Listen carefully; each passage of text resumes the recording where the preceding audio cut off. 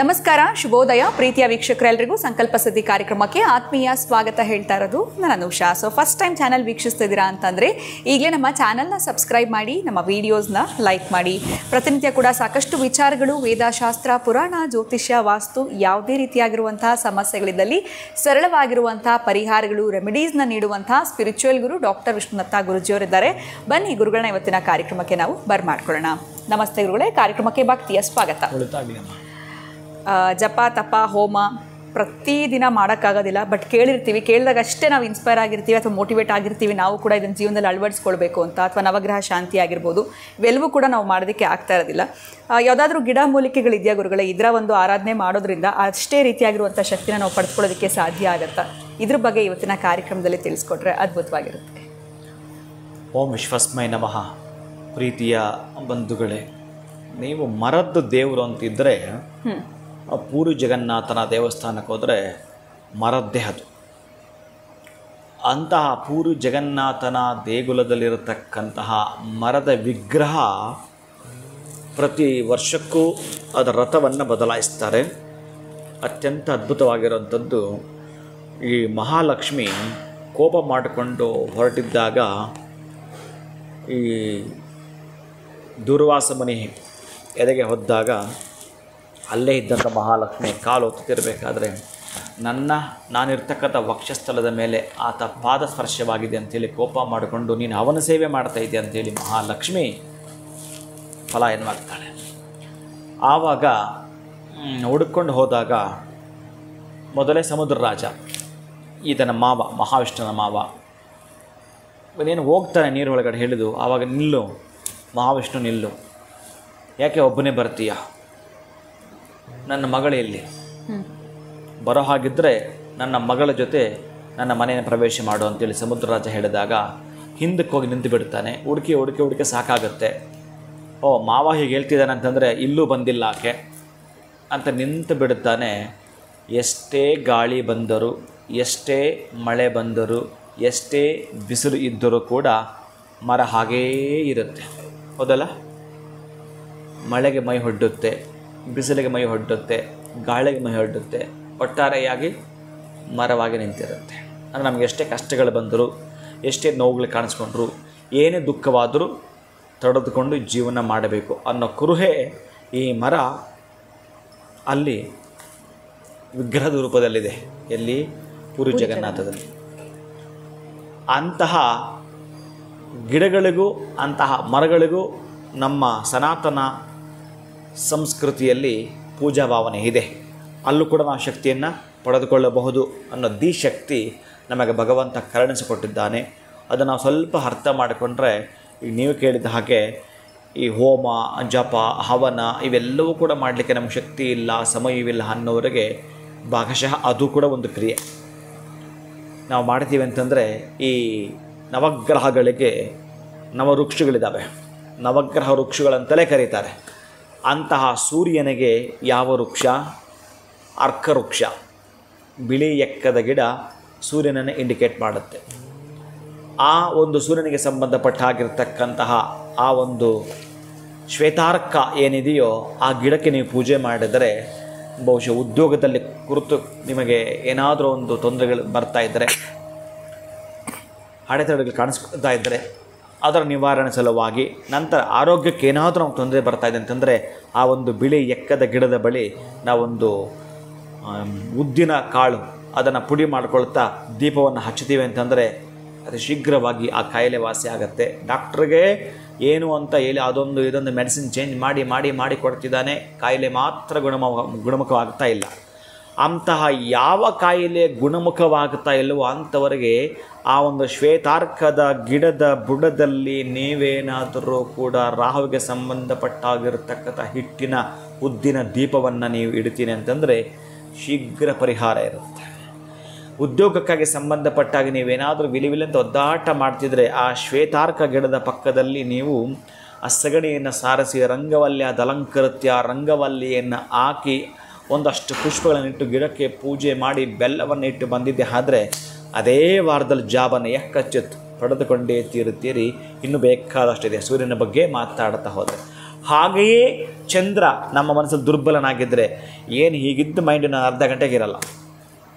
ಅಷ್ಟೊಂದು ಮನಸ್ಸನ್ನು ಬದಲಾಯಿಸಿದ್ದಾನೆ. ನಮಗೆ ತುಂಬ ದುರ್ಬಲವಾಗಿದೆ ನಮ್ಮ ಮನಸ್ಸು, ಯಾಕೋ ಗೊತ್ತಿಲ್ಲ, ಏನೇನೋ ಮಾಡ್ಕೊಂಡ್ಬಿಡ್ಬೇಕು ಅನ್ನಿಸ್ತಾ ಇದೆ. ತುಂಬ ದುಃಖ ಖೇದ ಎಲ್ಲ ಅನುಭವಿಸಿದ್ದೇವೆ ಅನ್ನುವಂಥ ನೋವು ನಿಮಗೆ ಕಾಡ್ತಾ ಇದ್ದರೆ ಪಾಲಾಶಃ ಅಂತ ಹೇಳ್ತಾನೆ. ಪಾಲಾಶ ಅಂತಂದರೆ ಮುತ್ತುಗದ ಗಿಡ, ನೀವು ಕೇಳಿರುತ್ತೀರಿ. ಅಂತಹ ಮುತ್ತುಗದ ಗಿಡದ ಬಳಿ 1-2 ನಿಮಿಷ ಕಾಲ ಕೂತ್ಕೊಂಡು ಬರೋವಂಥದ್ದು ಅಥವಾ ವೃಕ್ಷಕ್ಕೆ ನಮಸ್ಕಾರ ಮಾಡ್ಕೊಂಡು ಬರ್ತಕ್ಕಂಥದ್ದು ಕೂಡ ಚಂದ್ರ ನಿಮಗೆ ಎಲ್ಲಿ ದುರ್ಬಲನಾಗಿದ್ದನೋ ಅಲ್ಲಿ ಪ್ರಬಲನಾಗುತ್ತಾನೆ. ದೇಶಕ್ತಿ ಇರುತ್ತೆ. ಅಕ್ಕಿ ಹಿಟ್ಟನ್ನು ಆ ಮರದ ಸುತ್ತ ಹಾಕಿ ಬಾ ಅಂತ ಹೇಳ್ತಾನೆ. ಬಿಳಿಯ ವರ್ಣದ ಪುಷ್ಪಗಳನ್ನು ಅಲ್ಲಿ ಹಾಕಿ ಬಾ ಅಂತ ಹೇಳ್ತಾನೆ. ಈ 1-2 ನಿಮಿಷ ಕುಳಿತುಕೊಂಡು ಓಂ ಚಂದ್ರ ದೇವಾಯ ನಮಃ ಅಂತ ಮಂತ್ರ ಹೇಳಿ ಬಾ ಅಂತ ಹೇಳ್ತಾನೆ. ಚಂದ್ರ ಅಷ್ಟೋತ್ರ ಹೇಳು ಅಂತ ಹೇಳ್ತಾನೆ. ಇದು ಚಂದ್ರನಿಗೆ ಸಂಬಂಧಪಟ್ಟ ಮರವಾಗಿರುತ್ತೆ, ಪಾಲಾಶಃ ಅಥವಾ ಮುತ್ತುಗ. ಇನ್ನು ಕುಜನಿಗೆ ಸಂಬಂಧಪಡ್ತಕ್ಕಂಥದ್ದು ಏನೇ ನಿಮಗೆ ಗೊತ್ತಿರೋವಂಥದ್ದು, ಈಗಾಗಲೇ ನೀವು ಈ ಕರುಂಗುಲಿ ಮಾಲೆ ಧರಿಸ್ತಾ ಇರ್ತೀರಿ. ಇನ್ನು ಆ ಕರುಂಗುಲಿ ಮಾಲೆ ಬಗ್ಗೆ ಇಷ್ಟು ಹೇಳಬೇಕಾಗತ್ತೆ ನಾನು. ಅಂತಹ ಕರುಂಗುಲಿ ಮಾಲೆಗೆ ಸಂಬಂಧಪಡ್ತಕ್ಕ ವೃಕ್ಷ ಅಂಕೋಲೆ ಆಗಿರುತ್ತೆ. ಅಂತಹ ಅಂಕೋಲೆ ಮರ, ನೀವೇನಾದರೂ ಈ ಅಂಕೋಲೆ ಮರಕ್ಕೆ ಸಂಬಂಧಪಟ್ಟ ಹಾಗೆ ಈ ಶ್ರೀಶೈಲ ಮಲ್ಲಿಕಾರ್ಜುನನ ಆ ಒಂದು ಕಲ್ಯಾಣಿ ಪಕ್ಕದಲ್ಲಿರ್ತಕ್ಕಂತಹ ಆ ಮರದ ಅಂದರೆ ಆ ಕಲ್ಯಾಣಿ ಇರುವಂಥ ಪಕ್ಕದಲ್ಲಿ ಆ ಮರ ಇದೆ. ಆ ಮರದ ಒಂದು ಸ್ಟಿಕ್ಕನ್ನು ತಂದು ಚೆನ್ನಾಗಿ ಮನೆಗೆ ತಂದು ಬೆಂಕಿ ಹಚ್ಚಿ ಅದರಿಂದ ನೀವು ಇಜ್ಜಿಲು ಮಾಡಿಕೊಂಡು ಆ ಇಜ್ಜಿಲಿಂದ ಶತ್ರುಗಳ ಹೆಸರನ್ನು ಬರೆದು ಬಿಟ್ಟರೆ, ನನಗೆ ಸಾಲ ಇಷ್ಟಿದೆ ಅಂತ ಬರೆದು ಬಿಟ್ಟರೆ, ಈ ಸಾಲ ನಿವಾರಣೆ ಆಗಬೇಕು ಅಂತಂದರೆ ಮತ್ತೆ ಅದನ್ನು ಅಳಿಸಬೇಕು. ನಿಮ್ಮ ಸಾಲ ಹಾಗೆ ಅಳಿಸಿ ಹೋಗುತ್ತೆ, ನಿಮ್ಮ ಶತ್ರು ಹಾಗೆ ಪಕ್ಕಕ್ಕೆ ಸರಿತಾನಂತೆ. ಇಷ್ಟೆಲ್ಲ ಹೇಳ್ತಾನೆ. ಅಂಕೋಲೆ ಮರ ನಿಮ್ಮ ಮನೇಲಿದ್ದರೆ ಒಂದು ಸ್ಟಿಕ್ ಕಟ್ಟಿರ್ತೀನಿ ಮನೆ ಮುಂದುಗಡೆ, ಮನೆ ಬಾಗಲಿಗೆ, ಶತ್ರುಬಾಧ ನಿವಾರಣಾರ್ಥಂ ಆ ಅಂಕೋಲೆ ಗಿಡವನ್ನೇ ನೀವು ಮುಟ್ಟಿ ನಮಸ್ಕಾರ ಮಾಡಿಕೊಂಡರೆ. ಇನ್ನು ಬುಧನಿಗೆ ಸಂಬಂಧಪಟ್ಟಾಗಿರತಕ್ಕಂತಹ ಗಿಡ ಅಪಾಮಾರ್ಗಮ್ ಅಂತ ಕರೀತಾರೆ. ಅಪಾಮಾರ್ಗ ಅಂತಂದರೆ ಉತ್ತರೇಣಿ ಗಿಡ. ಮಕ್ಕಳು ಯಾಕೂ ಓದ್ತಾ ಇಲ್ಲ, ನಮ್ಮ ಮಕ್ಕಳು ಬುದ್ಧಿಹೀನರು, ಜ್ಞಾನಹೀನರು ಅಂತ ನಿಮ್ಗೆ ಗೊತ್ತಾದರೆ ಉತ್ತರೇಣಿ ಗಿಡಕ್ಕೆ ಪೂಜೆ ಮಾಡಿದ್ರೆ ಸಾಕು. ಬುಧನ ಮಂತ್ರವನ್ನು ಹೇಳಿಕೊಂಡು ಆ ಒಂದು ಉತ್ತರೇಣಿ ಗಿಡಕ್ಕೆ ಪೂಜೆ ಮಾಡಿ ಬರತಕ್ಕಂಥದ್ದು. ಇನ್ನು ಆ ಬೇರನ್ನು ತಂದು ಮನೆಯಲ್ಲಿ ಇಟ್ಟು ಪೂಜೆ ಮಾಡತಕ್ಕಂಥದ್ದು. ಪುಷ್ಯ ನಕ್ಷತ್ರದಲ್ಲಿ ಆ ಗಿಡದ ಬೇರನ್ನು ತಂದು ಪೂಜೆ ಮಾಡತಕ್ಕಂಥದ್ದು. ಅಲ್ಲಿ ಪೂಜೆ ಮಾಡಿ ತರಬೇಕು, ಮನೆಯಲ್ಲಿ ಪೂಜೆ ಮಾಡಿ ದಿಂಬನ ಕೆಳಗಡೆ ಇಟ್ಕೊಂಡ್ರೆ ಗೊತ್ತಿಲ್ಲ ನೀವು ಇದಕ್ಕೆ ಮೊದಲು ಎಷ್ಟು ಟೆಸ್ಟ್ ಮಾರ್ಕ್ಸ್ ಮಾಡಿದ್ದ ಅವನು, ಎಷ್ಟು ಎಕ್ಸಾಮಲ್ಲಿ ಅವನು ಮಾರ್ಕ್ಸ್ ತಗೊಂಡಿದ್ದ. ಈ ಪೂಜೆ ಆದಮೇಲೆ ಚೆಕ್ ಮಾಡಿ ನೀವು, ಅಷ್ಟು ಅದ್ಭುತವಾಗಿರ್ತವೆ. ಅಥವಾ ಒಟ್ಟಾರೆ ನಾವು ಏನಾದರೂ ಮಾಡಬೇಕಲ್ಲ. ಆ ಕಡೆ ಪೂಜೆ ಮಾಡಲಿಕ್ಕೂ ನಮಗೆ ಆಗಲ್ಲ, ಈ ಕಡೆ ಒಂದು ಹೋಮ ಮಾಡಲಿಕ್ಕೂ ನಮ್ಮ ಶಕ್ತಿ ಇಲ್ಲ, ಇದಾದರೂ ಮಾಡಬೇಕಲ್ಲ. ಅದಕ್ಕೆ ಯಾವ ಸಮಸ್ಯೆಗೆ, ಇನ್ನು ಗುರುವಿಗೆ ಸಂಬಂಧಪಟ್ಟ ಆರ್ಥಿಕ ಅಭಿವೃದ್ಧಿ ಆಗಬೇಕು ಅಂತಂದರೆ ಪ್ರತಿನಿತ್ಯ ಅಶ್ವತ್ಥ ಕಟ್ಟೆದು ಹೋಗೋದು, ಕುಳಿತುಕೊಂಡು ಬರೋದು. ಅರಳಿ ಮರ ಇಂಡಿಕೇಶನ್ ಮಾಡುತ್ತೆ ಗುರುವಿಗೆ. ಆ ಮರಕ್ಕೆ ನೀರನ್ನು ಹಾಕಿ ಬರೋವಂಥದ್ದು. ಎಷ್ಟಿದೆ ಮಾತಾಡೋಂಥದ್ದು ಗೊತ್ತಾ? ಬಹಳ ಇದೆ, ಬಹಳ ವಿಶೇಷ ಇದೆ. ಅದಕ್ಕಾಗಿ ಆ ಮರದ ಸುತ್ತ ಕುಳಿತುಕೊಂಡು ಬರತಕ್ಕಂತಹದ್ದು, ಪ್ರೇಯರ್ ಮಾಡಿ ಬರತಕ್ಕಂಥದ್ದು. ಅಶ್ವತ್ಥನಾರಾಯಣನ ನೀವು ನಿಮ್ಮ ಜ್ಞಾನಕ್ಕೆ ಸಂಬಂಧಪಟ್ಟ ರೀತಿಯಲ್ಲಿ ಯೋಚನೆ ಮಾಡತಕ್ಕಂಥದ್ದು, ಪ್ರಾರ್ಥನೆ ಮಾಡುವಂಥದ್ದು. ಗುರುವಿನ ವೃಕ್ಷವಾಗಿರ್ತಕ್ಕಂಥ ಅರಳಿ ಮರಕ್ಕೆ ನೀರನ್ನು ಹಾಕುವಂಥದ್ದು. 48 ದಿನ 1 ಮಂಡಲ ಕಾಲ ಅಲ್ಲಿ ಪ್ರದಕ್ಷಿಣೆ ಮಾಡಿ ಬರತಕ್ಕಂಥ. ಒಬ್ಬೊಂಟಿಯಾಗಿಯೇ ಹೋಗಿ ಬರಬೇಕು ಅಷ್ಟು ಕಷ್ಟಗಳಿದ್ದಾಗ. ನನಗೆ ಆರ್ಥಿಕ ಅಭಿವೃದ್ಧಿ ಬೇಕು, 5ರಿಂದ 7 ಗಂಟೆ ಒಳಗಡೆ, 5ರಿಂದ 6, 6ರಿಂದ 7 ಅದರದ್ದೇ ದಿನದ ಹೋರ ಇರೋ ಸಂದರ್ಭದಲ್ಲಿ ಹರಳಿ ಮರದ ಕೆಳಗಡೆ ಕುಳಿತುಕೊಳ್ತೀನಿ ಅಂತಂದರೆ ನಿಮಗೆ ತುಂಬ ಚೆನ್ನಾಗಿ ಬ್ರೀತ್ ಮಾಡ್ತಕ್ಕಂಥದ್ದು. ಆಕ್ಸಿಜನ್ ಜಾಸ್ತಿ, ಆಕ್ಸಿಜನ್ ಲೆವೆಲ್ ತುಂಬ ಇರುತ್ತೆ. ಆ ಸಂದರ್ಭದಲ್ಲಿ ಗುರುವಿನ ಕೃಪೆಗೆ ಒಳಗಾಗುವಂಥದ್ದು ಕೂಡ ಇನ್ನೇನಿಲ್ಲ. ಕುಳಿತುಕೊಂಡು ಬರ್ತಿರ್ತೀರಷ್ಟೇ, ಬಹುಶಃ ನಿಮ್ಮ ಆರ್ಥಿಕ ಪರಿಸ್ಥಿತಿನಲ್ಲಿ ಒಂದಷ್ಟು ಅಭಿವೃದ್ಧಿಯನ್ನು ತಾವು ಕಾಣ್ತಾ ಬರ್ತೀರಿ. ಇನ್ನು ಶುಕ್ರನಿಗೆ ಸಂಬಂಧಪಟ್ಟದ್ದು ಏನು ಪ್ರಯತ್ನ ಪಟ್ಟರು 6 ಕತ್ತಲಿಲ್ಲ, 3 ಕಿಡಿಲಿಲ್ಲ, ಮನೆಗೆ ಆಭರಣ ಇಲ್ಲ, ಖಾಲಿ ಹಾದು ಬ್ಲಡ್ಜ್ ಮಾಡಿಬಿಟ್ಟಿದ್ದೀನಿ ಅಂತಂದರೆ ಶುಕ್ರನಿಗೆ ಸಂಬಂಧಪಟ್ಟ ಅತ್ತಿ ಮರ, ಔದುಂಬರ ವೃಕ್ಷ. ಔದುಂಬರ ವೃಕ್ಷದ ಬಳಿ ನೀವೊಂದಷ್ಟು ಸಕ್ಕರೆಯನ್ನು ಪುಡಿ ಮಾಡಿ ಹಾಕ್ತಕ್ಕಂಥದ್ದು, ಬೆಲ್ಲವನ್ನು ಪುಡಿ ಮಾಡಿ ಹಾಕ್ತಕ್ಕಂತಹದ್ದು. ಒಂದಷ್ಟು 15 ಶುಕ್ರವಾರಗಳು ಅದರ ಕೆಳಗಡೆ ಕುಳಿತು ಬರತಕ್ಕಂಥದ್ದು. ಪ್ರತಿನಿತ್ಯ ಬರೋ ಒಂದಷ್ಟು ಮಣ್ಣನ್ನು ತರುವಂಥದ್ದು, ಒಂದಷ್ಟು ನಿಮಗೆ ಯಾವುದಾದ್ರೂ ಒಂದು ಬಿಳಿಯ ವಸ್ತ್ರದಲ್ಲಿ ಹಾಕ್ಕೊಳ್ತಕ್ಕಂಥದ್ದು, ಪ್ರತಿ ಶುಕ್ರವಾರ ತರೋದು, ಎಲ್ಲ ಒಟ್ಟಿಗೆ ಕ್ರೋಢೀಕರಿಸ್ತಕ್ಕಂತಹದ್ದು. ಒಂದು ಮೂಟೆಯನ್ನು ಕಟ್ಟುವಂಥದ್ದು ನಿಮ್ಮ ಹತ್ರ ಇಟ್ಕೊಳ್ಳುವಂಥದ್ದು. ಇನ್ನು ಶುಕ್ರಾನುಗ್ರಹಕ್ಕೆ ನೀವು ಪಾತ್ರ ಆದ ಹಾಗೆ. ಇನ್ನು ಶನಿಗೆ ಸಂಬಂಧಪಡತಕ್ಕಂಥದ್ದು ಶಮೀಯತೆ ಪಾಪಂ ಶಮಿ ಶತ್ರು ವಿನಾಶ. ಅಂದರೆ ಶಮಿ ವೃಕ್ಷನ ಮುಟ್ಟಿದರೆ ಸಾಕಂತೆ ಕರ್ಮಗಳು ಕಳೆದು ಬಿಡ್ತವೆ, ಪಾಪ ರಾಶಿ ಕರಗಿ ಬಿಡುತ್ತೆ, ಪುಣ್ಯ ಅಕ್ಷಯ ಫಲವಾಗ್ತಕ್ಕಂತಹದ್ದು. ಶಮಿ ವೃಕ್ಷ ಆತನಿಗೆ ಇಷ್ಟ ಪ್ರಧಾನವಾಗ್ತಕ್ಕಂಥದ್ದು. ಆದ್ದರಿಂದ ಅದರ ಮುಟ್ಟಿ ನಮಸ್ಕಾರ. ಇನ್ನೂ ಶನಿಗೆ ತುಂಬ ಮರಗಳಿದ್ದಾವೆ, ಅದ್ಭುತವಾಗಿರ್ತಕ್ಕಂಥದ್ದು. ಮತ್ತೊಂದು ಮರವನ್ನು ನಿಮಗೆ ಯಾವತ್ತಾದರೂ ಶನಿಗೆ ಸಂಬಂಧಪಟ್ಟದನ್ನು ತಿಳಿಸ್ತಾ ಬರ್ತೇನೆ. ಈಗ ಶಮಿ ವೃಕ್ಷವನ್ನು ಮುಟ್ತಕ್ಕಂತಹದ್ದನ್ನು ನಮಸ್ಕಾರ ಮಾಡ್ಕೊಳ್ಳೋದ್ರಿಂದ ಕರ್ಮಗಳಿತ್ತು ಅಂತಂದರೆ, ಕೋರ್ಟ್ ಕಚೇರಿಯ ಭಯವಿತ್ತು ಅಂತಂದರೆ, ಪೊಲೀಸ್ ಸ್ಟೇಷನ್ ಭಯವಿತ್ತು ಅಂತಂದರೆ, ಆ ಮರದ ಕೆಳಗಡೆ ಎಣ್ಣೆ ಯಾರಾದರೂ ನಿಮಗೆ ಒಂದು ಲೋಟದಲ್ಲಿ ಎಣ್ಣೆ ಇಟ್ಕೋಬೇಕು, ನೀವು ನೀರಿಂದ ಕೈ ತೊಳಿತೀರಲ್ಲ, ಹಾಗೆ ಎಣ್ಣೆಯಿಂದ ಕೈ ತೊಳೆಯುವಂಥದ್ದು. ಆ ಬಿದ್ದಿರ್ತಕ್ಕಂಥ ಎಣ್ಣೆ ಅದರ ಬುಡಕ್ಕೆ ಬಿಟ್ಟು ಅಂತಂದರೆ ಕರ್ಮಗಳು ಕಳೆದವು. ನಿಮಗೆ ಆ ನೋವು ನಿವಾರಕವಾಗುವಂಥದ್ದು ಇಷ್ಟು ಶಕ್ತಿ ಇದೆ. ನೀವು ಮರವನ್ನು ಮುಟ್ಟಿ ನಮಸ್ಕಾರ ಮಾಡಿಕೊಂಡ್ರು ಕೂಡ. ಇನ್ನು ರಾಹುಗೆ ಸಂಬಂಧಪಡ್ತಕ್ಕಂಥದ್ದು ಈ ಅಪಘಾತಗಳು, ಆಘಾತಗಳು, ತುಂಬ ದೊಡ್ಡ ಮಟ್ಟದ ಸಾಲ, ತುಂಬ ದೊಡ್ಡ ಮಟ್ಟದ ಆಸೆಗಳು, ದುರಾಸೆಗಳು, ನಿರಾಸೆ ಆಗಿದೆ, ಏನು ಮಾಡಿದ್ರೂ ಬರ್ತಾಯಿಲ್ಲ, ನನ್ನ ಪ್ರಯತ್ನ ಪಟ್ಟದಲ್ಲಿ ಒಂದು ಲಕ್ಕರ ನನಗೆ ಇಲ್ಲವೇ ಇಲ್ಲ ಅನ್ನೋಂಥವರು ಏನು ಮಾಡಬೇಕು? ನೀವು ರಾಹುಗೆ ಸಂಬಂಧಪಡ್ತಕ್ಕಂತಹದ್ದು ದರ್ಬೆ. ಆ ದರ್ಬೆಯನ್ನು ದಾನ ಮಾಡೋವಂಥದ್ದು. ಆ ದರ್ಬೆಯ ಎಲ್ಲಾದರೂ ಇರುತ್ತಲ್ಲ, ಆ ದರ್ಬೆ ಮೇಲೆ ಅರಿಶಿಣದ ನೀರು ಮತ್ತು ಪಾನಕವನ್ನು ಪ್ರೋಕ್ಷಣೆ ಮಾಡಿ ಬರ್ತಕ್ಕಂತಹದ್ದು. ಒಂದಷ್ಟು ದಿನಗಳು ಮಾಡ್ತಾ ಬರಬೇಕು. ಒಂದು 4 ದಿನವಾದರೂ ಮಾಡೋವಂಥದ್ದು.